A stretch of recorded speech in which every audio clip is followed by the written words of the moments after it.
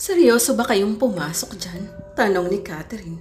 Oo naman, gumawa pa ako ng alibay para mahiram natin ang susi ng stockroom. Tapos ayaw mong pumasok, sabi ni Chucks. Di ba maraming kwentong naririnig natin tungkol sa silid na yan? May namatay kaya na teacher dyan sa loob. Ano? Sino? Tanong ko. Hindi mo ba nabalitaan o narinig man lang? Umiling ako. Alam kong walang masyadong pumapasok sa loob ng stockroom ng Sweet Echoes dahil restricted doon. Ang tanging makakapasok lang ay ang president ng Sweet Echoes at iyon ay si Mr. Madrigal. Nakakapasok ang iilang estudyante, ngunit ay yung mga kasapi lamang ng school paper. Sweet Echoes ang pangalan ng school paper ng school. Sa SE nakasulat lahat ng mga balita sa buong school at meron din yung mga write-ups na galing sa mga estudyante. Isa si Chuck sa writer ng SE, kaya nakahiram siya ng susi kay Mr. Madrigal. Ang sabi na matay daw sa loob ng SE stockroom ang dating president ng SE, yung unang president. Ito raw kasi yung office niya noon. Unang president? Sa pagkakaalam ko, sa kapanahunan ng lola ni Sabrina, nagsimula ang Sweet Echoes, tumpak Chucks. So it's been 45 years tapos nakatarating pa rin sa henerasyon natin ang balitang yun, tanong ko.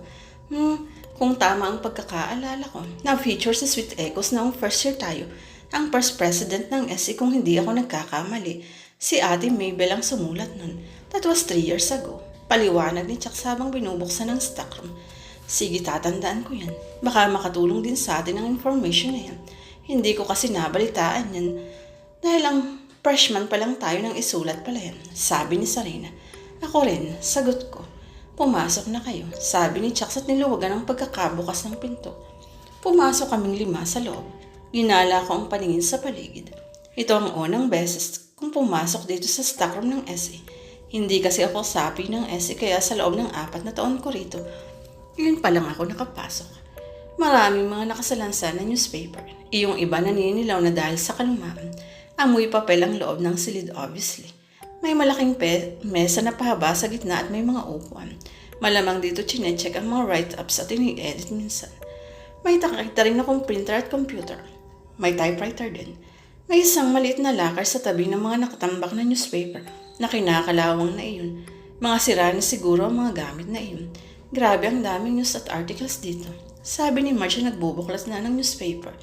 Sa pagkakaalam ko, dito itinatago ang mga kopya ng SE mula sa pinakaunang kopya hanggang sa present.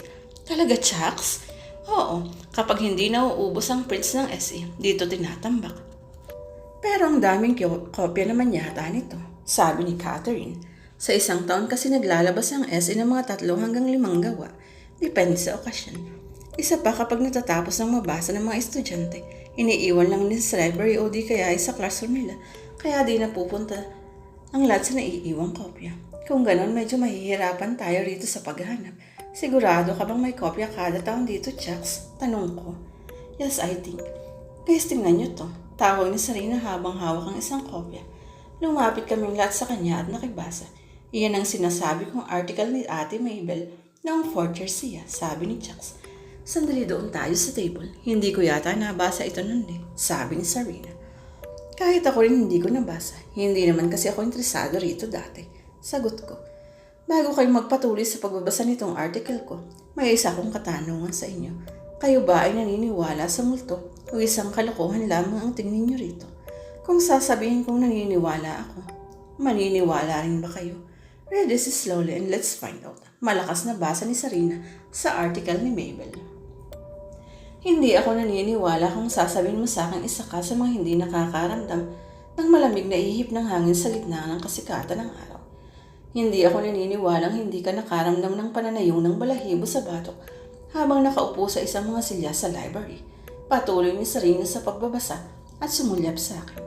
Ibinalik niya uli ang mata sa newspaper at nagpatuloy. Hindi ako naniniwalang hindi ka nakaramdam ng panlalamig ng paa habang nakaupo at nagbabasa ng libro sa library. Alam ko, naramdaman mo rin, diba? Naramdaman mo ang biglang paglakas ng hangin kapag napapadaan ka sa history department. Naririnig mo ang mahinang pag-iyak sa quadrangle comfort room. Naririnig mo ang malakas na pagsara ng pinto. Naririnig mo ang mabining tunog ng violin sa music room. Naririnig mo ang mahinang bulong sayo. Bulong ng mga kaluluwang uhaw sa hostisya. Mga kaluluwang hindi matahimik. Mga kaluluwang hanggang ngayon ay hindi makapunta sa dapat nilang paroroonan. Habang nakikinig ako sa binabasa ni Sarina, ay parang nararamdaman ko ang lahat ng mga narinig kong nakasulat sa article na yun. Parang sinasabi sa akin na huwag kang magkakaila dahil alam kong naramdaman mo yun. Halos lahat ng binanggit ni Sarina ay nangyari sa akin. Posible kayang naranasan din ni Mabel ang nangyari sa akin ngayon. Ginang Chofila Arnaiz, ang unang presidente ng ating school paper, ang Sweet Echoes. Hindi ba kayo nagtatakang bakit Sweet Echoes ang pangalan ng ating school paper? Kung hindi ninyo napansin o hindi ninyo binigyan ng pansin, ako sa unang dinig ko pa lang ay naging interesado na ako. Ano ang itinatagong sekreto sa likod ng pangalang Sweet Echoes? Ito kaya yung ibinubulong ng hangin o wala lang ibig sabihin? Sweet Echoes, paano nagsimula? Noong tanong 1967, nagsimula ang pagkakaroon ng school paper. Ika-11 ng buwan ng Pebrero ng parehong taon, ang unang labas ng Sweet Echoes na dati ay tinatawag sa pangalan ng Sweet Valley High na inihalin tulad sa pangalan ng eskwelahan. Pinamumunuan ito ni Ginang Chofila Arnaiz na ay department head ng Filipino Department. Naging matagumpay ang unang labas ng school paper base na rin sa reaksyon at feedback ng mga estudyante. Kaya nagtuloy-tuloy yun hanggang umabot ng 1969. Ang taon ng pagpanaw ng Pangulo nito sa edad na 40 at sa hindi maipaliwanag na dahilan. Parehong taon kung kailan na bago ang pangalan ng school paper. Huminga ng malalim si Sarina. Napalunok siya habang pinapasadahan ng binabasa. Nakita ko ang hindi maipaliwanag na damdamin na nagpapalit-palitan sa mukha niya. Okay ka lang ba, Sarina? Tanong ni Catherine sa kanap niya. Okay lang ako. Para kasing nanikip ang dibdib ko sa binabasa ko. Ako na kaya magpatuloy? Tanong ni Marge. Okay lang ako, sagot niya at nagpatuloy sa pagbabasa. Marami ang haka-haka tungkol sa pagpanaw ng unang pangulo ng Sweet Echoes. Sinasabi ng iba na marahil ay inatake siya. Mayroon ding nagsasabing sinakal siya ng multo. May nagsasabing nagpakamatay siya. Ngunit sa lahat ng mga narinig nating kwento, alin ang gusto ninyong paniwalaan? Base sa mga kumakalat na kwento, mula pa noon hanggang ngayon, nagsimula ang lahat ng kababalaghan nang pumanaw ang unang presidente ng SE at kasunod ang pagpanaw ng isa sa pinakamatalinong estudyante rito sa Sweet Valley High noong mga panahong iyon, si Karen de la Cruz sa hindi rin malamang dahilan. Pareho kaming napangangang lima sa narinig, magkasunod lang na namatay ang unang presidente ng SE at si Karen de la Cruz na kaibigan ng lola ni Sarina. Napatitig ako kay Sarina. Kahit sinabi ni Sarina na okay lang siya, ay parang may iniinda siyang masakit sa kanya. Umangat ang kamay niya papunta sa dibdib at marahang hinilot ang dibdib sa tapat ng puso. Okay ka lang ba talaga? Nag-aalalang tanong ko. Naninikip ang dibdib ko guys. Daing ni Sarina. Labas muna tayo. Kailangan ni Sarina ng sariwang hangin. Baka hindi niya kinaya ang amoy dito. Nagmadali kaming lumabas ng silid kasama si Sarina. Baka bigla na lang siyang magkusaps roon at kung ano pa ang mangyari sa kanya. Anong ginagawa niyo rito? Napalingon kami sa boses ni Mr. Madrigal. Matiim siyang nakatingin sa amin at kay Chucks. Akala ko ba, Chucks, may kukunin ka lang dyan sa loob? Bakit ang tagal mo ibalik sa akin ang susi? Ito na po, sir. Salamat. Sabi ni Chucks at mabilis na inabot kay Mr. Madrigal ang susi ng stockroom. Mabilis din kaming umalis doon dahil baka mapagalitan pa kami. Akay-akay namin si Sarina. Ano ba yan? Hindi man lang natin natapos ang article na yun ni Mabel. Reklamo ni Marge. Sarina, bakit biglang nanikip ang dibdib mo? Tanong ko sa kanya. Hindi ko alam pero parang may pumipiga sa tapat ng puso ko. Ang bigat ng bato ko sa balikat ko. Feeling ko may kinakarga ko sa likod. Tanong ni Marge.